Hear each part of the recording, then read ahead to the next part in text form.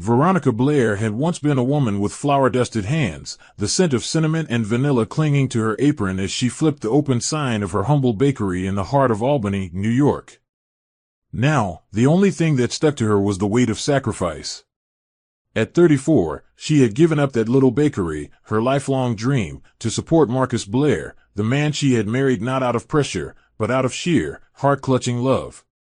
She believed in his ambition, even when it was larger than reality could support.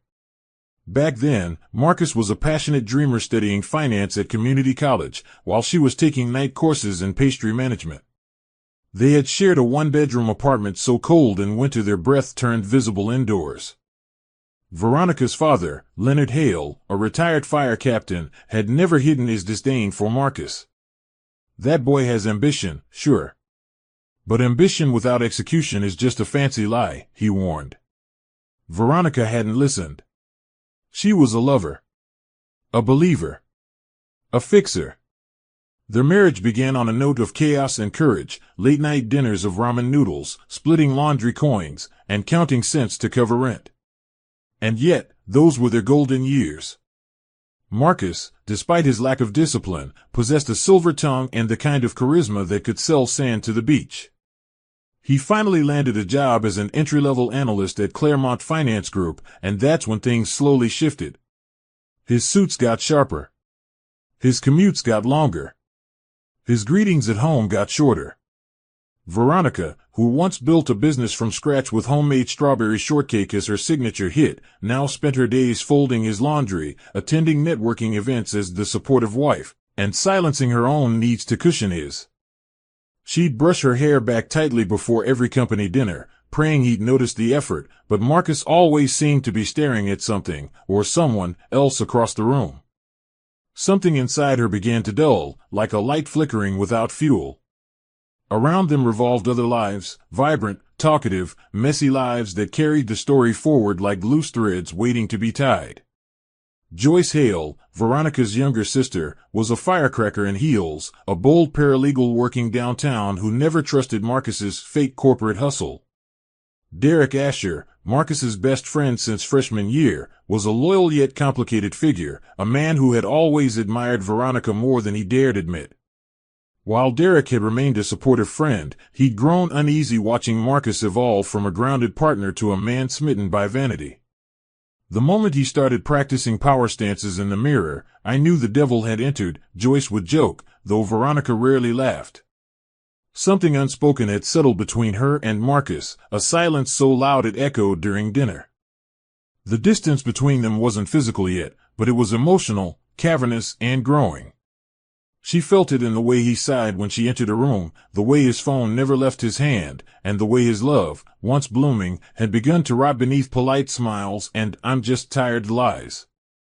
It was their 7th wedding anniversary, a day Veronica always marked with quiet celebration. She didn't need grand gestures, just moments that meant something. That morning, she baked Marcus's favorite blueberry muffins, wrapped them carefully, and added a handwritten note, "Still choosing you. Always." With a light touch of makeup and a modest teal dress, she left their home, carrying lunch and love to his workplace. Claremont Finance Group towered over the city with gleaming glass walls, but what Veronica remembered most wasn't the architecture, it was the woman. As she stepped off the elevator on the 14th floor, she saw her, a stunning figure in a black pencil skirt, tight silk blouse, and blood-red heels that clicked arrogantly against the marble floor. The woman exited Marcus's office like she owned the air around her, tossing a smile toward the receptionist as she walked past. There was a strange familiarity in the way she adjusted her hair and in how Marcus's voice trailed behind her door. Veronica paused, uncertain whether to knock or walk away. Veronica did knock, twice. But there was no answer. The receptionist, a young woman named Cassie, shifted uncomfortably in her seat as if unsure whether to speak. "He's in a meeting," she finally said, eyes flickering to the hallway the red-heeled woman had just disappeared into. Veronica gave a tight-lipped smile and turned away, heart sinking with each step back to the elevator. Something was off, her gut screamed it, and her instincts rarely failed her. Marcus didn't mention having meetings today. And the woman. The look in her eyes was too confident, too possessive. That night, Marcus returned home late. His tie was loosened, his scent not the usual cologne she gifted him last Christmas, but something far more feminine. When she asked how work was, he brushed past her with a casual, "Just exhausting." No kiss. No mention of the lunch she had left for him with the receptionist. Veronica stood in the hallway for a long time, staring at the forgotten muffin box sitting untouched on the kitchen counter. A silence heavier than betrayal filled the space between them. Over the next few days, Veronica observed changes in Marcus that only someone who had memorized a man's rhythm could notice. He started locking his phone, something he never used to do. He stepped outside to take certain calls, returned with flushed cheeks and poor excuses. Veronica noticed a new keycard in his wallet when he accidentally left it on the nightstand, not one from their home, but a hotel downtown. When she asked about it, Marcus laughed it off, saying it was for a conference booking. She didn't argue. Instead, she kissed his cheek, told him to rest, and walked into the bathroom with a cold smile forming behind the locked door. She wasn't the confrontational type, not yet. But there was a fire building quietly behind her soft eyes. What she didn't know, what she couldn't yet see, was that the woman in red heels had a name, a history, and an agenda. Sasha Cortez was about to become a hurricane. Veronica had always managed the household finances. It wasn't about control, it was about balance. Marcus had never been good with money, and early in their marriage, it was Veronica's meticulous budgeting that kept them afloat. So when she noticed 3 large transfers missing from their joint account, totaling nearly $12,000 in just under 2 months, her breath caught in her throat. At first, she thought it might be some sort of banking error, but the digital trail led back to Marcus's personal expenses. The details were vague: hotel bookings, high-end restaurants, and a boutique flower delivery service in Midtown. Veronica didn't confront him. She printed out the statements and tucked them away beneath the drawer of their bedroom dresser. Her instincts had been screaming since that day at his office. But now she had receipts. Literally. The man she had fought beside through eviction notices and shared packets of noodles was slowly becoming a stranger with secrets he no longer cared to hide. That night, Veronica stared at her reflection in the bathroom mirror, a woman slowly fading into the wallpaper of her own marriage. The once confident baker who used to dance barefoot to old Whitney Houston records while frosting cupcakes was now a ghost moving through silence. The lines around her eyes deepened not with age, but with disappointment. She ran a finger along the edge of the sink, remembering the nights Marcus would sit beside her, talking about starting their own restaurant, their own life, something real. But those promises had dissolved into excuses and distractions. She caught herself imagining Sasha's hands on Marcus's face, Sasha's perfume lingering on his collar, and her chest tightened with a rage she didn't know she had the capacity to feel. But Veronica wasn't impulsive. She wasn't the type to throw tantrums. No, if Marcus was indeed doing what she feared, then she'd make sure she wouldn't be the one left destroyed. Not this time. The next morning, over coffee and silence, Veronica decided to share her concerns with the one person who had never sugarcoated anything, her younger sister, Joyce. Fierce, sarcastic, and blessed with a gut that could smell deception a mile away, Joyce was the complete opposite of Veronica's quiet patience. As soon as Veronica laid out the financial records and mentioned the hotel keycard, Joyce's jaw tightened. "He's cheating," she said without blinking. "And I'm going to find out who with." Veronica hesitated, still clinging to the hope that maybe this wasn't what it looked like. Maybe Marcus had a secret investment, a surprise. But in her heart, she knew Joyce was right. Joyce contacted an old college friend who now worked with a discreet private investigations firm. Within 48 hours, they'd have answers. Answers that would either break her completely or give her the fuel to rise. Either way, Veronica knew, the days of playing the quiet, forgiving wife were numbered. Sasha Cortez wasn't born a villain, but she had been forged in the heat of betrayal. Her earliest memories were not of lullabies or birthday cakes, but of her mother teaching her how to manipulate a man before she was even old enough to understand what that meant. Her mother, Regina Cortez, had spent decades chasing the wallets of wealthy men, often introducing Sasha as her goddaughter when they needed to appear wholesome. Sasha learned quickly that charm was currency, and survival meant knowing how to wear a lie like lipstick, seductive and convincing. After graduating high school, she bounced from job to job, slipping her way into the receptionist role at Claremont Finance through a brief affair with one of the junior partners. When that relationship ended, she set her sights higher. Marcus Blair had been on her radar long before their first real conversation. His expensive watch and humble eyes told her everything. He was a man aching to be seen as powerful. And she knew just how to make him feel like a king. The first real trap was subtle. Sasha left a handwritten note on Marcus's desk that simply said, "You're worth more than this place lets you be." It was unsigned. The next day, she brought him coffee, nothing expensive, just a thoughtful flavor he once mentioned during a casual hallway chat. She listened. She laughed at his frustrations about management, nodded when he complained about his wife being stuck in the past, words he didn't mean, at first, but words she fed on. Her beauty wasn't just in her body, it was in her timing. She never pushed, just waited, gently, skillfully, like water carving stone. She knew when to leave just enough perfume in his office, when to lean too close while adjusting a report, when to touch his wrist when handing him his phone. She became indispensable, emotionally and professionally. And when she caught him alone on the top floor balcony during an office celebration, one drink too deep into self-pity, she made her move. A kiss. Not resisted. Not regretted. After that night, Marcus became tethered. Sasha didn't demand, she suggested. She didn't accuse, she confided. She told him about her past, painting herself as a woman who'd survived abusive relationships and poverty, someone who admired his discipline and drive. She made him feel noble for protecting her. Slowly, she planted the narrative that Veronica had stifled him for years. "You're not a man to be hidden behind aprons and sympathy," she told him once, touching his chest. "You're meant for more." That single sentence became a mantra in Marcus's head. He began to see his sacrifices in the marriage not as loyalty, but as chains. Sasha, with her high heels and low whispers, gave him the illusion of freedom, a freedom laced with lust, danger, and deception. What neither of them realized yet was that Veronica, silent, calculating Veronica, had already begun her quiet resistance.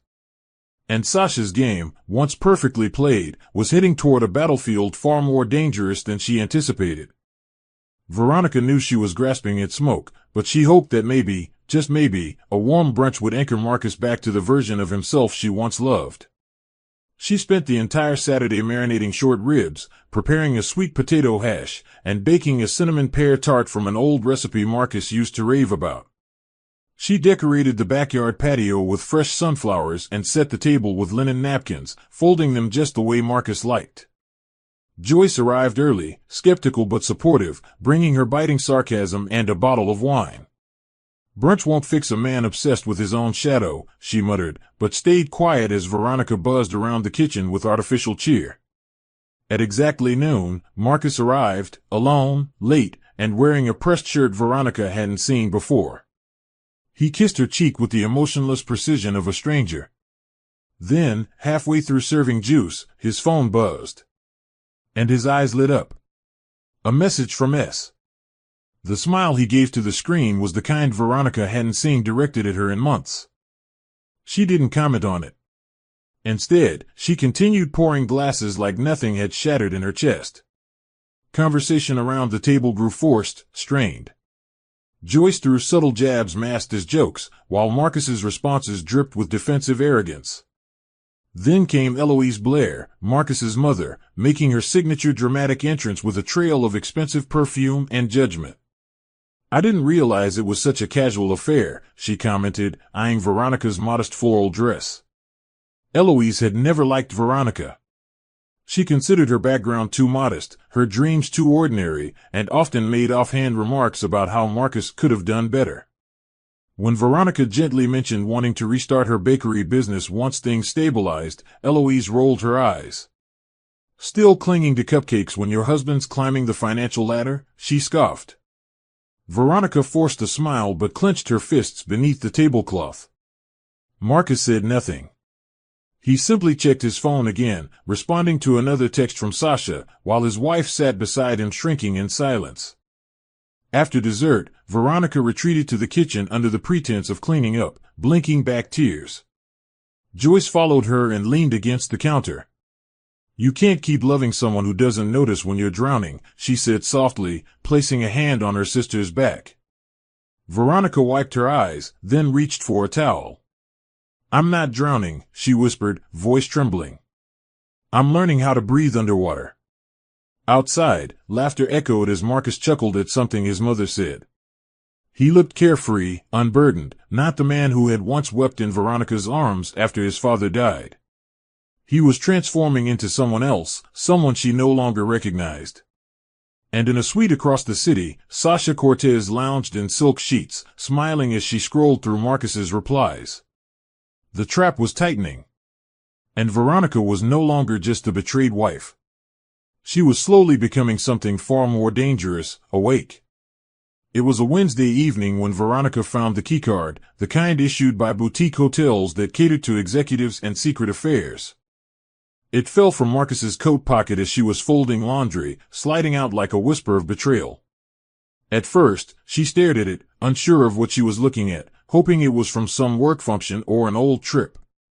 But when she flipped it over, she recognized the embossed emblem of the Meridian Grand, a luxury hotel downtown known for its secluded suites and privacy policies. Her hands trembled, and her vision blurred. She placed the card gently on the table and sat down, staring at it like it might confess. This wasn't imagination. This wasn't suspicion. It was tangible. Real. The quiet agony of watching your love decay had now crystallized into something she could touch. But instead of breaking down, Veronica straightened her shoulders. If the truth was bleeding through the seams, she would no longer stitch them shut. The next morning, Veronica stood outside the Meridian Grand dressed simply in dark jeans and a gray sweater. She had called ahead anonymously, pretending to be a personal assistant confirming a client's reservation. They gave her just enough. Sasha Cortez had been checked in on and off for weeks, often registered under a premium account linked to Marcus's firm. Veronica didn't go in. She didn't scream or cry. She just stood there, watching the revolving doors spin, and felt something cold and definitive click inside her.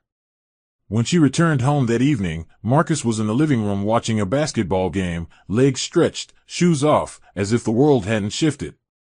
She walked past him without a word. He noticed the distance but said nothing, too used to her silence to recognize its weight had changed. That night, she lay in bed beside him, staring at the ceiling while he slept, snoring lightly. She reached under the mattress and pulled out the drawer where she kept the financial statements, the photographs Joyce's friend had already begun sending, and now, the hotel keycard.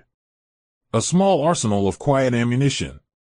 Veronica had always believed that love was an act of endurance, of holding on through storms. But as she stood in the kitchen journaling her thoughts days later, she realized she had been mistaken. Sometimes, love was knowing when to stop rowing a boat that was dragging you into the deep. She began documenting everything, not to plead her case, but to prepare for war. She made backups, opened private accounts, and booked an appointment with a discreet attorney, using Joyce's friend Clara as a referral. She still wore her ring, still smiled at neighbors, still packed Marcus's lunch, but the version of Veronica that had once fought to be heard was gone. In her place was someone sharper, still composed, but no longer willing to bleed for a man who offered nothing in return. Marcus believed he had control. Sasha believed she had one. Neither of them realized that a woman who had nothing left to lose had already begun to plan their end. Behind Sasha Cortez's sleek dresses, surgically precise eyeliner, and commanding gait was a past stitched together with abandonment, betrayal, and rage that simmered beneath the surface like lava waiting to erupt. Her earliest childhood memory wasn't of laughter or love, it was of her mother slapping a married man for not paying rent, then turning to little Sasha and saying, "Men are either wallets or weapons. Use them before they use you." That philosophy became Sasha's gospel. She grew up in motels, rarely attending school full-time, learning instead to manipulate by watching her mother switch between crocodile tears and seductive glances. By the age of 17, Sasha had already been with two older men, both promised her stability, both left. One even introduced her to his wife in a restaurant just to humiliate her. That night, Sasha cut her long hair, stared at her reflection, and vowed she would never be disposable again. She wouldn't be the secret. She would be the upgrade. Working at Claremont Finance had been pure strategy. Sasha had researched the company for months before applying, targeting their weak points and upper-level executives who were vulnerable to flattery and loneliness. Her entry-level job as receptionist was a disguise. She had no intention of answering phones forever.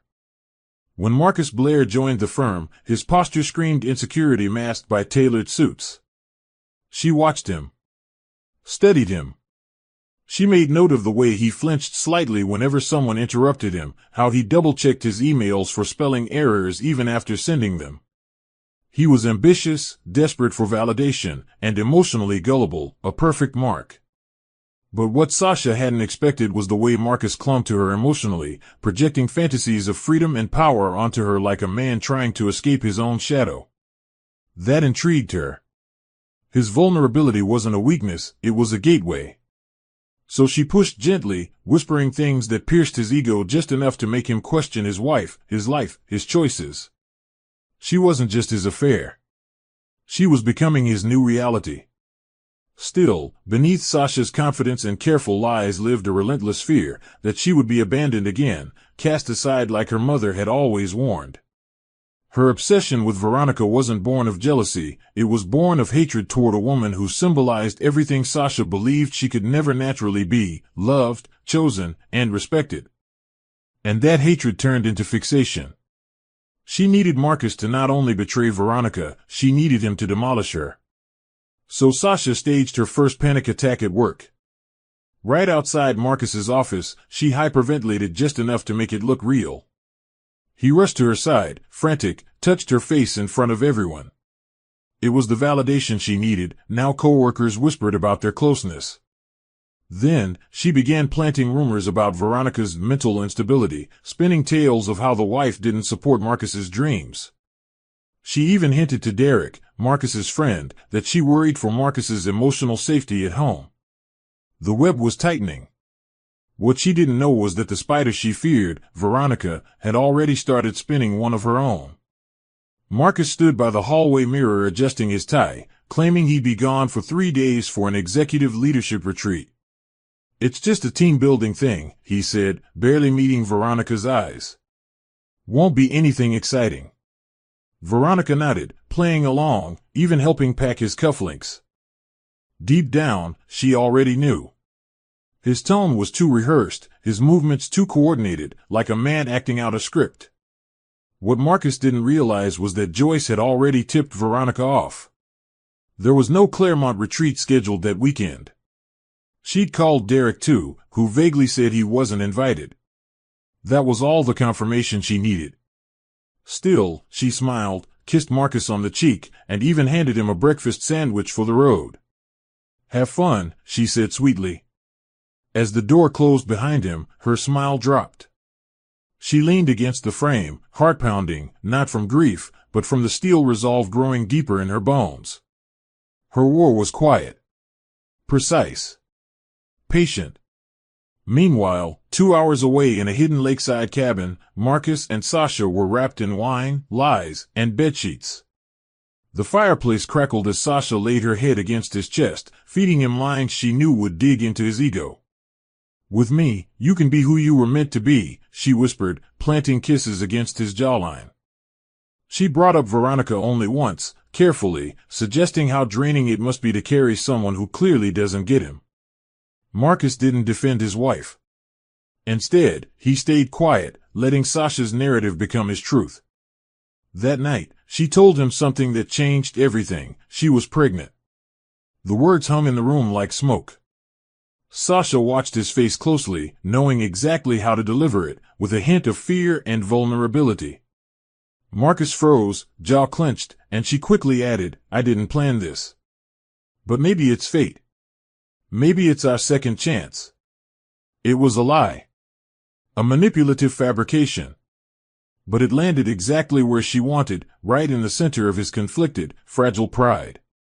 Back home, Veronica sat alone on the edge of their bed, staring at a bottle of sleeping pills she hadn't touched since her miscarriage 2 years earlier. She had never told Marcus about it. He was too busy chasing promotions when it happened, and she didn't want to distract him. But now, as she pressed her fingers against her abdomen, she felt the echo of that loss all over again. A cramp, sharp and sudden, surged through her lower stomach, followed by nausea and chills. Veronica collapsed to the floor in pain, clutching her side, alone and terrified. She managed to crawl to her phone and dial Joyce, her voice barely above a whisper. Hours later, she lay in a hospital bed under observation. The doctor said it was a cyst rupture, likely stress-induced. Joyce sat beside her, tears in her eyes. "You don't deserve this," she whispered. And for the first time, Veronica didn't cry. She stared at the ceiling and muttered, "I know." Her heart had stopped breaking. Now it was hardening. Joyce had never been one to let pain slide quietly. The morning after Veronica's hospital discharge, she returned to her office early and called in a favor from a friend named Nate, a licensed private investigator she'd known since college. With just a few names, dates, and hotel receipts, Nate got to work. Within 48 hours, Veronica received a neatly organized file of surveillance shots, Marcus entering and exiting the Meridian Grand hand-in-hand with Sasha, his face unapologetically content. There were timestamps, billing statements, even a grainy photo of Sasha wrapped in a bathrobe from their weekend getaway. Veronica didn't cry when she saw them. She simply closed the folder, her hand steady. This wasn't heartbreak. This was evidence. Fuel. Joyce, however, was livid. "He's flaunting her like a trophy while you're in the ER," she spat. Veronica remained composed. "Let them build their castle," she said softly. "I'm just laying the foundation to burn it down." When Marcus returned home that evening, Veronica was waiting. She wore her wedding ring, her face unreadable, and her tone neutral. "We need to talk," she said simply. For a moment, Marcus hesitated, but he followed her into the dining room where she'd laid out the folder. She said nothing. Just watched him flip through photo after photo, his expression shifting from annoyance to guilt to veiled anger. "You followed me?" he asked, incredulous. Veronica tilted her head. "No. I confirmed what I already knew." He scoffed, standing. "You're paranoid. You've always been too sensitive, Veronica. I'm just trying to grow, and you can't handle that." The gaslighting was expected, almost rehearsed. But what he didn't expect was her response. "You're right," she said, voice calm. "I can't handle a man who mistakes betrayal for growth." She stood up, walked past him, and added, "But I can handle divorce." His head snapped around. "You wouldn't dare." Veronica turned slightly and smiled. "Watch me." That night, she emailed Clara Benson, the discreet divorce attorney recommended by Joyce. Clara's response was swift and efficient, scheduling a confidential consultation. Veronica spent the next several days quietly moving assets, freezing joint credit cards, and opening her own banking accounts. She gathered everything, from marriage licenses to joint tax returns, and handed them off to Clara without hesitation. Meanwhile, Marcus and Sasha continued their romance with reckless abandon, completely unaware of the legal and emotional hurricane about to hit them. Sasha posted a photo on her private social account of Marcus's hand resting on her leg during a rooftop dinner. The caption read, "When he finally chooses himself, everything aligns." Veronica saw it. She didn't flinch. Instead, she turned her phone off, poured a glass of wine, and sat on the balcony wrapped in a throw blanket. The sky above her was quiet and dark, a storm waiting to break. And this time, she wasn't the one being blindsided. Marcus moved out 2 days after Veronica's quiet declaration. He didn't pack in a hurry or storm out in rage. No, he took his time, folding shirts and zipping up suitcases while Sasha waited downstairs in a rented BMW with her sunglasses on and a triumphant smile. He didn't even look back at the home he once helped build. To him, it wasn't an escape, it was an upgrade. Sasha welcomed him with open arms into her penthouse apartment, where rose-scented candles, mood lighting, and constant affirmation waited like a siren song. There were no nagging questions, no reminders of bills, no quiet disapproval. Just fantasy. But Marcus was too self-absorbed to notice the wolves circling. At Claremont, the news of his entanglement with Sasha was spreading like wildfire. A few senior partners stopped inviting him to lunch. Rumors about special treatment were whispered. And Derek, his best friend, had started avoiding his calls. Sasha, meanwhile, flourished in her delusion of victory. She hosted wine nights for Marcus's colleagues, curated expensive charcuterie boards, and posted perfectly filtered photos with captions like "Success is loving fearlessly." She introduced Marcus to her acquaintances, most of whom were investors, socialites, or image-obsessed hustlers, people who cared more about optics than authenticity. Marcus, intoxicated by her world, began speaking differently. He mimicked the vocabulary of elite circles, wore overpriced clothes on credit, and started pitching vague business ideas with no structure. Sasha encouraged it, feeding his ego with phrases like visionary and game changer, while manipulating him into expensive lifestyle choices he couldn't afford. But beneath her silk robe and polished facade, Sasha watched him carefully. She knew Marcus had a shelf life. She knew men like him cracked under pressure.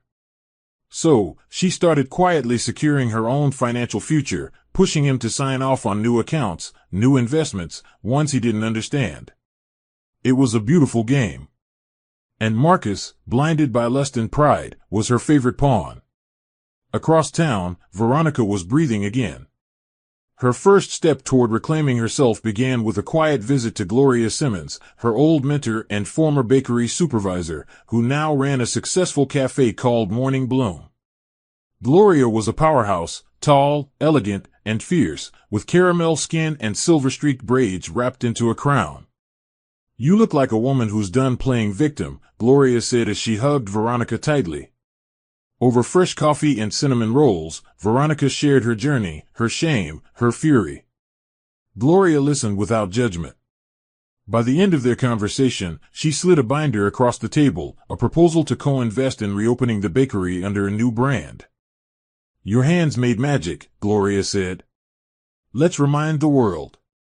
Veronica teared up, not from sadness, but from the realization that her life wasn't over. It was only beginning. She signed the agreement that night, and for the first time in a long time, she smiled without pretending. The envelope arrived on a Wednesday, hand-delivered by a private courier. It was thick, embossed, and gaudy, the kind of invitation that screamed wealth rather than warmth. On the front, in gold script, it read, "Join us in celebrating Marcus Blair's 35th birthday, hosted by Eloise Blair and Sasha Cortez." Veronica stared at the envelope in silence. She wasn't surprised that Sasha had wormed her way into the spotlight. What shocked her was the audacity of the invitation reaching her doorstep. Joyce found it on the kitchen counter later that day and nearly tore it in half. "You are not going to this circus," she said firmly. But Veronica disagreed. "I am," she replied, folding the invitation neatly and placing it back in its envelope. "I want them to see what survival looks like." Her voice was calm, her eyes sharper than ever. This wasn't about pride, it was about presence. She had been erased from Marcus's world long enough. Now, she would reclaim her space with elegance. The venue was a luxury rooftop garden lit with floating lanterns and floral centerpieces dripping with excess. Veronica arrived in a deep emerald dress that clung to her body like armor, her hair swept into a low bun, her walk slow and deliberate. The moment she stepped in, conversations dipped. Eloise glanced over from the champagne fountain and whispered something to Sasha, who wore a low-cut crimson gown and matching lipstick, her eyes wide with fake surprise. Marcus, standing near the bar, turned mid-sip and nearly choked. He hadn't expected her to show, certainly not looking like that. "Veronica," he muttered, forcing a smile as she approached. "You made it." She returned the smile with a nod. "I never miss a funeral," she replied coolly, then walked past him. Joyce, standing at her side, couldn't help but chuckle. As the night wore on, Veronica remained poised, laughing with a few of Marcus's former colleagues and even receiving compliments from Derek, who pulled her aside and whispered, "Whatever you're doing, keep doing it. You're glowing." Veronica simply replied, "Freedom suits me." Near the end of the night, the music lowered, and Eloise took the mic to toast her son. "To Marcus, a man reborn, finally surrounded by the kind of love he truly deserves," she said, her eyes flicking toward Sasha. A few polite claps followed. Then Marcus stepped forward, grinning like a man intoxicated by his own illusion. "I just want to thank everyone," he began. "Especially Sasha, who's not only my partner in business, but soon in life." Gasps rippled through the crowd. Sasha placed her hand over her stomach, feigning embarrassment as she lowered her eyes. Marcus beamed. "Yes. We're expecting." Silence. Veronica's heart didn't skip a beat, it marched on. She walked toward the bar calmly, poured herself a glass of wine, and toasted alone, whispering, "Let the games begin." Sasha watched her from across the room, unsettled. Her smile wavered. Veronica hadn't broken. She hadn't run. And that terrified Sasha more than any insult ever could. The following week, Eloise hosted an exclusive Blair family dinner, a tradition she insisted on continuing, even if the family itself was fractured beyond repair. The long mahogany table at her estate was adorned with crystal glasses, porcelain plates, and an uncomfortable tension so thick it could suffocate.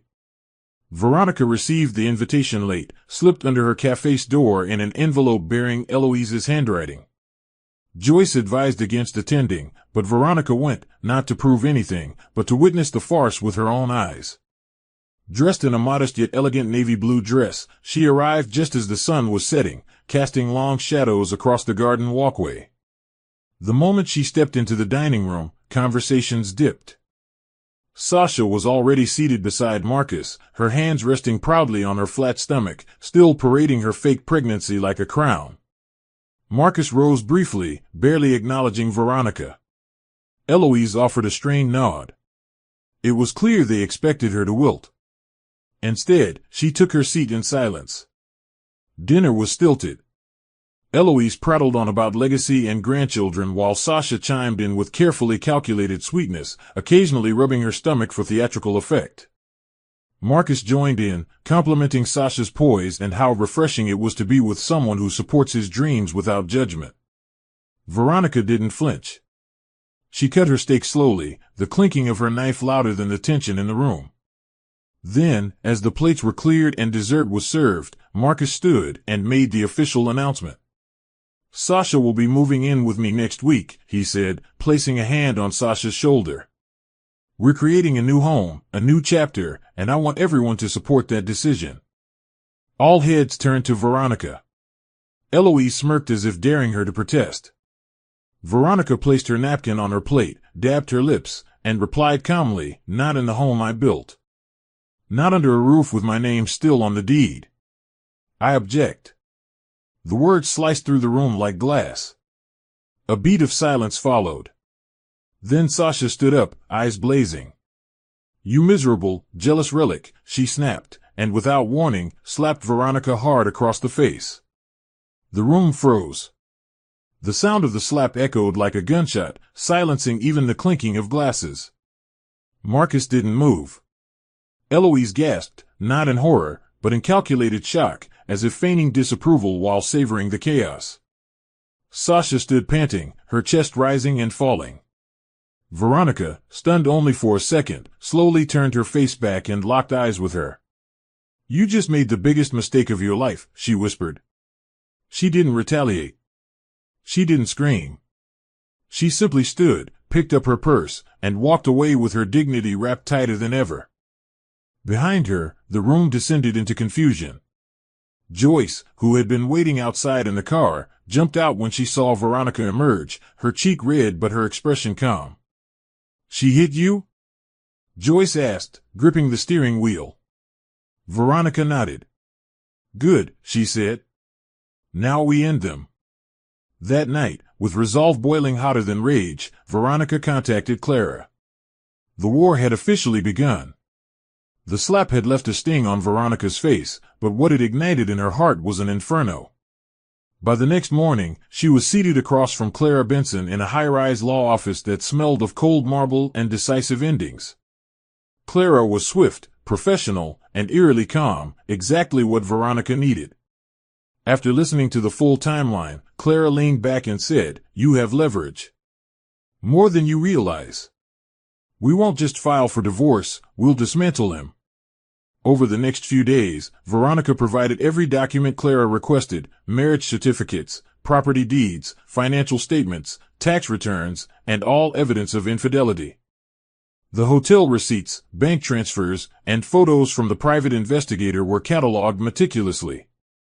Veronica signed the first round of papers with hands that no longer trembled. She wasn't mourning a marriage anymore. She was closing a chapter with the grace of a woman who had rediscovered her spine and sharpened it into steel.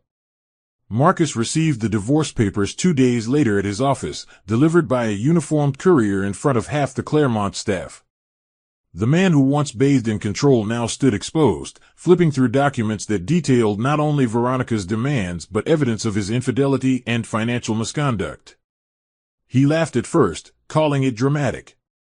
"She won't go through with it," he told Sasha later that night. "She's bluffing." But Sasha, who had lived her life bluffing, recognized something different in the clean precision of the papers. "She's not bluffing," she said quietly, panic creeping into her voice. "She's building something." Marcus tried to contact Veronica, calling twice and sending a series of guilt-laced texts, none of which were returned. When he emailed her, she replied with a single line, "All communication now goes through my attorney." That night, Marcus paced the living room of Sasha's apartment, phone in hand, heartbeat rising. He realized he no longer had control, not over Veronica, not over his public image, and increasingly, not over his own life. Sasha, sensing the walls closing in, began to panic in a different way. The illusion of her perfect ascension was starting to crack. She never expected Veronica to be strategic. She had painted her as passive, weak, sentimental, not a woman who would weaponize silence. More so, she hadn't anticipated Marcus's financial world to unravel so fast. With the divorce filing made public, Marcus's firm began an internal audit, spooked by the potential for scandal. Investors pulled out of his side projects. Derek stopped returning his calls entirely.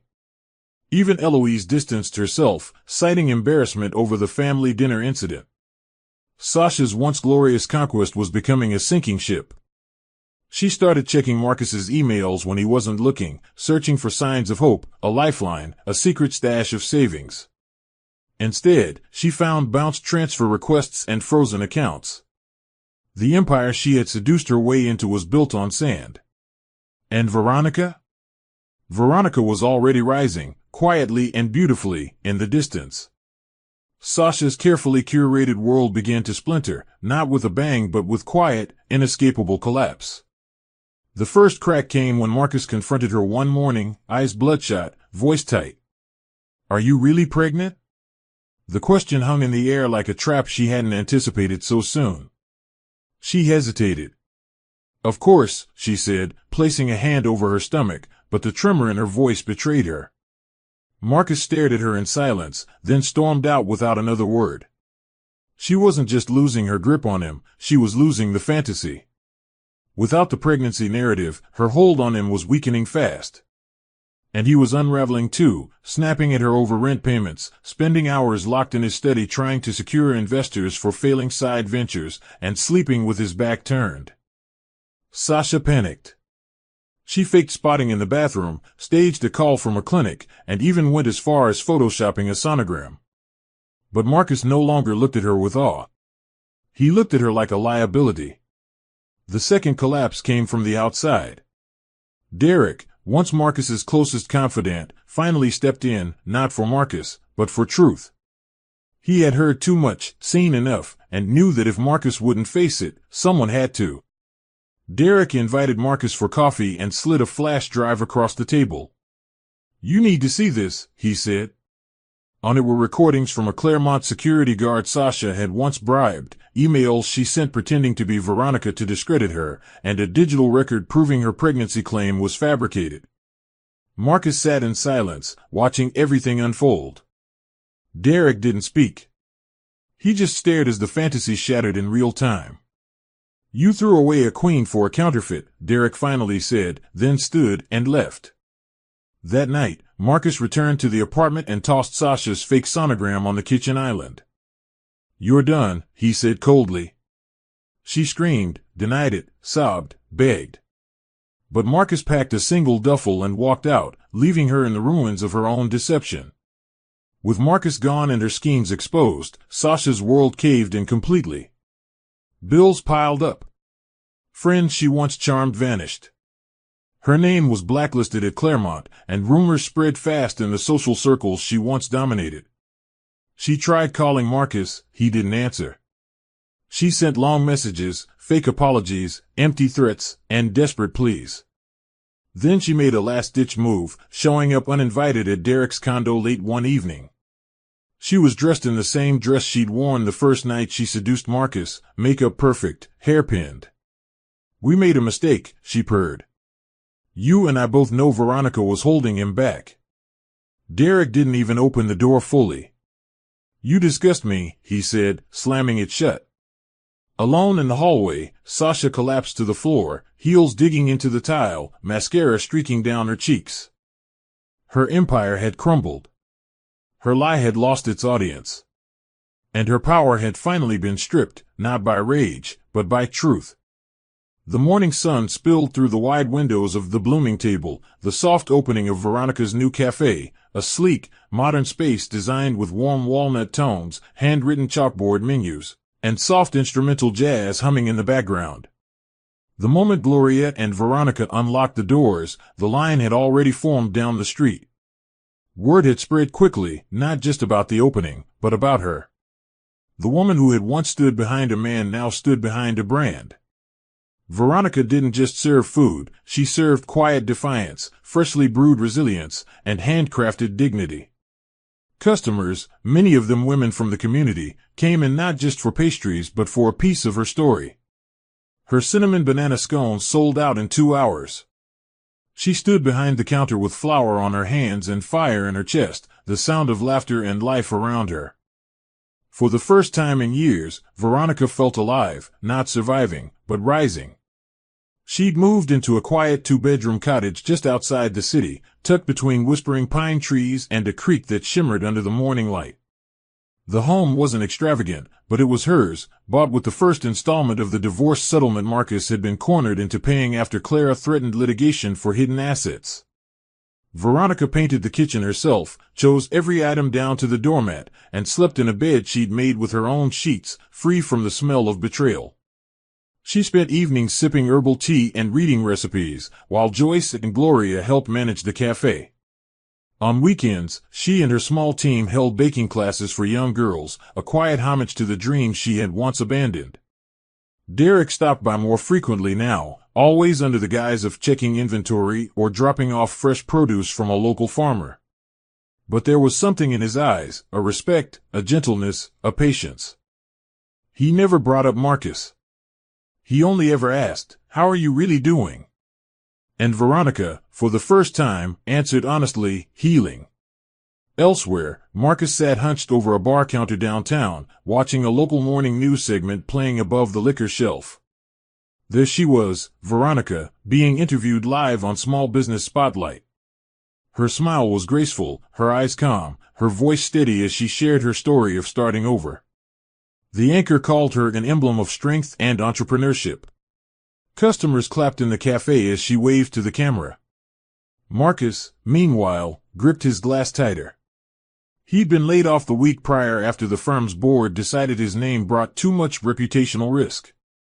With no job, mounting legal debt, and Sasha's ghost echoing in every empty corner of his apartment, all he had left was the bitter memory of what he'd lost, not just a wife, but the woman who had built him. And now, without her, he was a man unbuilt. While she soared, he drowned quietly in the shadows she no longer even looked back at. Eloise Blair had never been the kind of woman to admit she was wrong. Pride was stitched into her very skin. A former socialite with a sharp tongue and an iron sense of superiority, she had spent years controlling every detail of Marcus's life under the guise of maternal guidance. She had once praised Sasha for her sophistication and rolled her eyes every time Veronica spoke of dreams that involved ovens and recipes. But now, seated alone in her upscale parlor, sipping bitter tea from fine china, Eloise was forced to sit with the echoes of her mistakes. The news of Marcus's job termination had spread through her social circle like wildfire, followed quickly by whispers of Sasha's deception, the public SLAPP, and the woman now being hailed as a community hero, Veronica. The daughter-in-law she had once dismissed as ordinary was now being celebrated in business columns. And for the first time in years, Eloise felt something unexpected crawling up her throat, remorse. She arrived at Veronica's cafe unannounced on a rainy Thursday afternoon, her umbrella trembling slightly in her gloved hands. Joyce spotted her first and moved to intercept, but Veronica gently waved her off. The entire cafe paused as Eloise, draped in a beige trench coat and barely hiding her embarrassment, walked up to the counter where Veronica was arranging a tray of blueberry lemon tarts. "May I speak with you?" "Privately?" she asked. Veronica studied her for a long moment, then nodded toward a small table by the window. They sat. Silence lingered heavily before Eloise finally whispered, "I was wrong. About you. About everything." Veronica didn't gloat, didn't smirk. She simply nodded. "Yes, you were," she replied. Eloise swallowed, blinking back emotion she'd long forgotten how to express. "I lost my son. Not to you, to his own foolishness. But I see now. I pushed him to it. I never gave you a chance." Veronica listened, her face calm. "You don't owe me a performance, Eloise. But you owe yourself the truth. You raised a man who never learned to value what he had. The apology didn't rewrite the past, but it planted something, not forgiveness, but accountability." Eloise stood to leave, her steps slower than before. As she reached the door, Joyce caught her eye and offered the faintest nod, not a truce, but an acknowledgement. Outside, the rain had softened to a drizzle. Eloise lifted her umbrella and stepped into the quiet street, her reflection rippling in the puddles like a woman unraveling and remaking herself in the same breath. Back inside, Gloria approached Veronica at the counter. "Did she come to make peace?" she asked. Veronica exhaled. She came to face her reflection. That night, as the cafe lights dimmed and the last customer left, Veronica stood alone, wiping down the counter. She felt lighter, not because Eloise had changed, but because she no longer needed her approval. Redemption, she realized, didn't require reconciliation. Sometimes, rising meant leaving people exactly where they buried themselves. The storm came not with thunder but with a soft knock on the glass door of the blooming table, just as Veronica was locking up for the night. She turned, startled by the sight of Sasha Cortez standing outside, drenched from the rain, makeup smudged, holding a ragged handbag and wearing a hoodie 2 sizes too big. Veronica opened the door slowly, instinctively tense. Sasha didn't speak at first, she just stood there trembling. "I didn't know where else to go," she finally whispered, her voice a brittle thread. Veronica didn't move. She noticed the bump, unmistakable now, and the hollowed-out eyes of someone running on fumes. "It's not his," Sasha confessed. "Marcus. It's not his baby." Veronica's chest tightened, not with sympathy, but with the cruel clarity of irony. Sasha wasn't a queen anymore. She was a beggar at the gate she once tried to tear down. "You need to leave," Veronica said quietly. "This isn't your redemption story." Sasha didn't argue. She lowered her gaze and stepped back, nodding as tears mixed with rain. A security guard, hired after the SLAPP incident, approached just as Sasha turned away, escorting her gently off the property. Veronica stood watching from behind the glass, unmoved. That night, she lay in bed longer than usual, eyes fixed on the ceiling, processing the full weight of what had just happened. Sasha wasn't a villain anymore, she was just a cautionary tale unraveling in real time. The cafe staff spoke of it the next day in hushed tones, but Veronica never addressed it publicly. She didn't need to. Some battles were better won by walking away. Meanwhile, Marcus, now squatting in a friend's apartment and drowning in rejection emails, had no idea Sasha was pregnant, or that she had been pregnant all along, just not with his child. He tried calling Sasha twice that week, but her number was disconnected. He was alone, not just in body but in soul, abandoned by the same storm he helped create. A few evenings later, Veronica was reorganizing the cafe's back office when Derek stopped by with his usual charm and a brown paper bag filled with imported tea. "You looked tired last time," he said with a half-smile. "Thought I'd bring something that doesn't come in a coffee mug." She chuckled, grateful for his presence, steady, respectful, warm. They sat in the corner booth as the cafe emptied out, the space filled only with low music and flickering candlelight. For the first time, their conversation dipped beneath surface pleasantries. Derek opened up about a woman who had betrayed him in his early 20s, someone who taught him the cost of silence. Veronica, in turn, spoke of grief, lost time, and rediscovering herself through flour and fire. Their fingers brushed once across the table, but no one pulled away. When he stood to leave, Derek turned back at the door and said, "When you're ready. I'll still be here." And for the first time, Veronica believed him. Marcus had always believed he could talk his way out of anything, with charm, bravado, or carefully crafted lies. But charm doesn't work on auditors, and bravado doesn't erase financial fraud. The red flags surrounding his personal accounts, multiple offshore transfers, sudden withdrawals from shared business funds Sasha convinced him to sign off on, and misuse of Claremont expense accounts, had finally reached a boiling point. 2 federal agents showed up at the apartment he was crashing in, flashing badges and a warrant. He laughed at first, genuinely believing it was a mistake, until his name, along with falsified authorization letters bearing his signature, were read aloud. Sasha's manipulations had left a digital trail, but Marcus's name was on the paperwork. He was the one who had signed the fraudulent authorizations. He was the one who let greed blur his judgment. As he was handcuffed and read his rights, reality hit him like a freight train. He wasn't a victim. He was the architect of his own collapse. News of Marcus's arrest traveled fast. Social media exploded with speculation and schadenfreude. Former colleagues who had once fawned over his confidence now distanced themselves with tweets like, "Always knew he was shady," and "Carmen never forgets an address."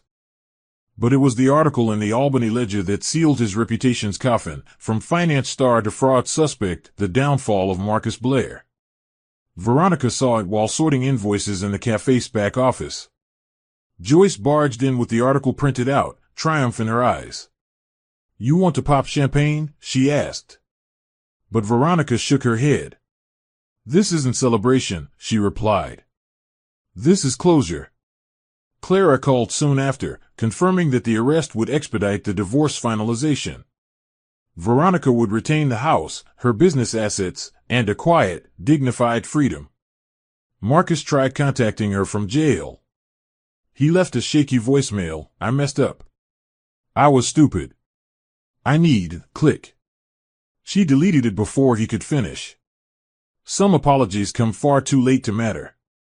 Sasha, now staying at a low-cost shelter for pregnant women 2 counties away, saw the headlines and buried her face in her pillow. She had gambled everything and lost. Her attempts to contact Marcus had stopped. The man she once manipulated had become useless, and the empire she had tried to build was now rubble. No friends. No money. No backup plan. Her pregnancy was real now, and for the first time, she felt the weight of motherhood, not in the kicks, but in the emptiness. She remembered the day she first met Marcus, the thrill of conquest, the belief that power was something you could steal from someone else. But watching him fall hadn't lifted her. It had only revealed her own hollowness. She was a shadow with nowhere left to haunt. As the shelter nurse checked her vitals, Sasha turned her face to the wall. Veronica hadn't needed revenge. The universe had done it for her, quietly, completely, and without mercy. Spring came early that year. The first daffodils bloomed outside the blooming table, and the city seemed to shake off its frost with a softness that mirrored Veronica's spirit. Life had begun to take on new rhythms, lighter, steadier, warmer. One Saturday morning, as she prepped scones in the back kitchen, Derek walked in with 2 coffees and a worn-out notebook. "You still jot down your recipes on paper?" he asked. "That's bold in the age of tech." She smiled without looking up. "I trust my hands more than the cloud." He chuckled and sat across from her on the prep table, opening the notebook to a hand-drawn diagram. "I've been thinking," he said, tapping it. "What if we expanded?" The page held a layout for a second cafe location, tucked near the botanical gardens. Veronica froze, not out of fear, but because the gesture felt like something more. It wasn't just business. It was a proposal for partnership. For trust. For the future. That evening, they walked through the gardens together, shoes crunching on gravel paths, air thick with the scent of jasmine.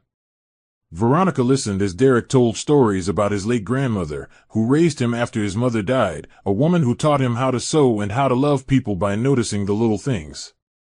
She always said healing isn't a straight line. It's a mosaic. Broken pieces arranged into something beautiful, he said. Veronica smiled. Sounds like she baked with her heart, she whispered. Derek stopped walking. You've been strong, Veronica. Stronger than anyone I know. But I also see that you've been lonely, not just since Marcus, but even before. You deserve softness too. You deserve to be chosen without needing to be useful. The words cut through her defenses like sunlight through fog. She looked up at him, tears brimming but unshed.